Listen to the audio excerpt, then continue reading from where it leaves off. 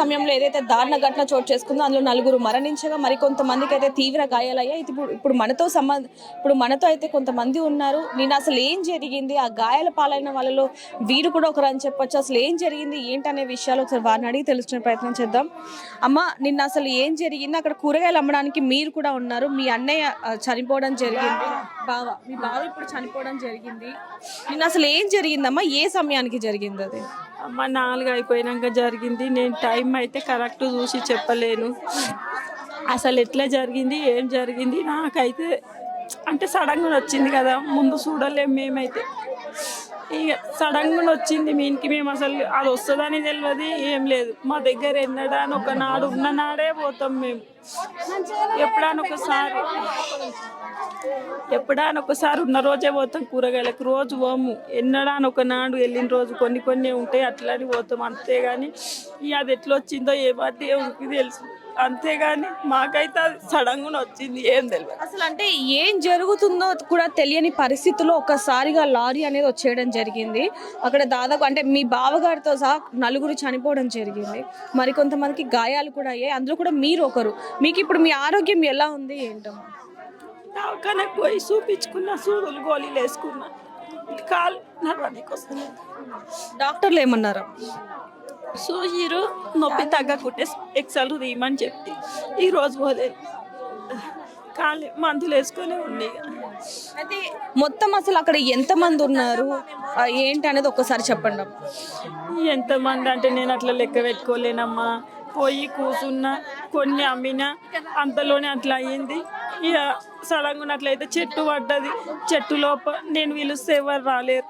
రాకుండా కొమ్మలన్నీ ఇట్లా అన్నా అనుకొని అందులోకెళ్ళి ఇట్లా బయటికి వచ్చి ఇట్లా రోడ్డు మీదకి వస్తే మా ఊరోళ్ళు కుమ్మరు హనుమంతులు కాళ్ళు వచ్చిర్రు. దాన్ని నేను దొలకపోతామంటాను, అలా కాళ్ళ దొలకొచ్చి ఇంటి దాకా దించారు. అంటే అక్కడ ఏదైతే ఒక చెట్టు ఉందో ఆ చెట్టు కూడా పొదల్లో నుంచి అంటే చెట్టు మొదలు నుంచి మొత్తం ఒక్కసారిగా బయటకు వచ్చేసింది. చెట్టు కూడా ఆ లారీ గుద్దటంతో ఆ చెట్టు లోపల మీరున్నారు.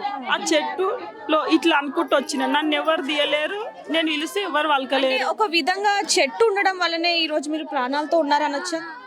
ఇక ఎట్లా అనేది అది దేవునికి తెలుసమ్మా, నాకైతే తెలియదు. నేనైతే వచ్చింది గట్లా.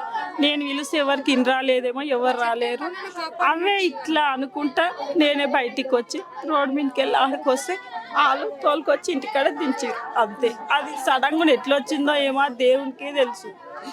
అంతేగాని ఇక మాకైతే దాన్ని మేమైతే చూడలేమమ్మా.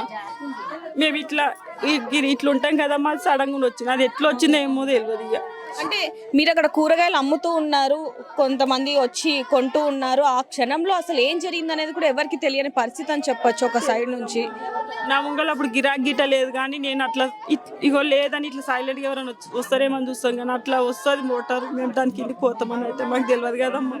అట్లా అంటాను. అది ఎట్లా వచ్చింది అయితే తెలియదు. అసలు చాలా భయంకరమైన రోజు అని చెప్పాలి నిన్న. ఎందుకంటే ఇంకొక చెట్టు కనుక లేకపోయి ఉంటే ఇంకెంతమంది ప్రాణాలు పోతాయి అనేది కూడా అసలు ఊహించలేని పరిస్థితి. అసలు ఆడ చూస్తే మాత్రం ఇట్లా తలుసుకుంటేనే భయం అవుతుంది, అనుకుంటుందమ్మా. అసలు మళ్ళా అది చెప్పలేక ఇట పోతున్నాం, చూడలేకపోతున్నాం కండ్లతోని. ఇట ఎంతమంది పిల్లలమ్మా మీకు? 2 పిల్లలు. ఎంత వయసు? నాకు ఎంత అని అంత తెలియదమ్మా, 35 ఎత్తులు అంత. సో అంటే నిన్న జరిగిన ఘటనే కాకుండా రోజు తరచుగా 10 నుంచి 12 యాక్సిడెంట్స్ జరుగుతూనే ఉన్నాయి. అయితే కేవలం ఆ రోడ్డు వల్ల జరిగిందంటారా నిన్న జరిగిన ఘటన, లేకపోతే డ్రైవర్ తాగి ఉండడం వల్ల లారీ ఆ విధంగా వచ్చేసిన తర్వాత ఈ విధంగా జరిగింది? అది ఎట్లా వచ్చింది అట్లా అయితే నాకు తెలియదమ్మా.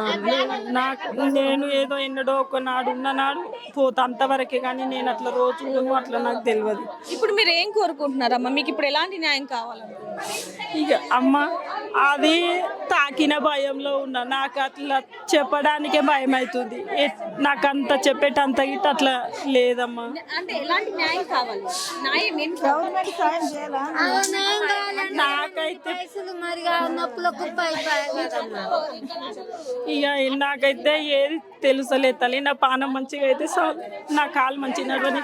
చూడొచ్చు అసలు ఏం జరిగిందో కూడా తెలియని పరిస్థితి అని చెప్పొచ్చు. అసలు ఏం జరిగిందో కూడా రెప్పపాటులోనే ఒక్కసారిగా ఈ విధంగా అతి దారుణమైన ఘటన అయితే చోటు చేసుకుంది. ఒకవైపు చూసుకుంటే ఈవిడ కాలు బాలేని పరిస్థితి అని చెప్పొచ్చు. మరోవైపు నుంచి చూసుకుంటే ఒక వ్యక్తి, వీళ్ళ బావగారు ఒక వ్యక్తి చనిపోయిన పరిస్థితి.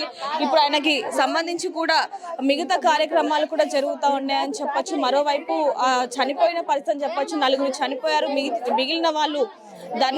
మిగిలిన వాళ్ళు కూడా హాస్పిటల్లో ట్రీట్మెంట్ తీసుకుంటున్న పరిస్థితి అని చెప్పొచ్చు. మరోవైపు నుంచి చూసుకుని మరి వీళ్ళకి ఎటువంటి న్యాయం చేస్తారు ఏంటనే కోణంలో కూడా ఇక్కడ ఉన్న స్థానికులు ఎవరైతే ఉంటారో వాళ్ళు మాట్లాడుతున్న పరిస్థితి అని చెప్పొచ్చు. ఇంకొక వైపు అంటే ఈ దారుణ ఘటన జరగడానికి గల కారణం కేవలం రోడ్ ఎక్స్టెన్షన్ లేకపోవడం వల్లనే. కొన్ని సంవత్సరాల క్రితమే రోడ్ ఎక్స్టెన్షన్ కి నిధులు వచ్చినప్పటికీ కూడా మరి ఇప్పుడు వరకు కూడా రోడ్లు ఎందుకని బాగు చేయలేదు అంటూ కూడా ఇక్కడ ఉన్న స్థానికులందరూ కూడా ఎంతగానో మొరకు పెట్టుకుంటున్న పరిస్థితి చెప్పాలి. అయితే లోపల రాములు అనే వ్యక్తి, అంటే మరణించిన 4గురిలో రాములు అనే వ్యక్తి ఇంటి దగ్గర అయితే ప్రస్తుతం మనం ఉన్న వారికి సంబంధించి కూడా ఇప్పుడు తల్లిదండ్రులు కూడా ఇక్కడ ఉన్నారు.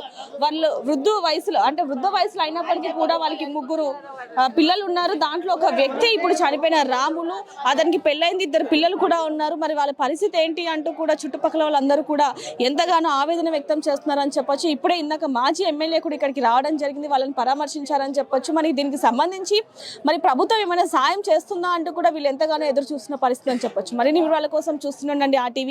కెమెరామెన్ శివతో రిపోర్టర్ దేవిక, హైదరాబాద్. మరిన్ని వీడియోస్ కోసం ఛానల్ ని సబ్స్క్రైబ్ చేయండి. లేటెస్ట్ అప్డేట్స్ కోసం వాట్సాప్ ఛానల్ ని ఫాలో అవ్వండి. అండ్ లింక్ డిస్క్రిప్షన్ లో ఉంది.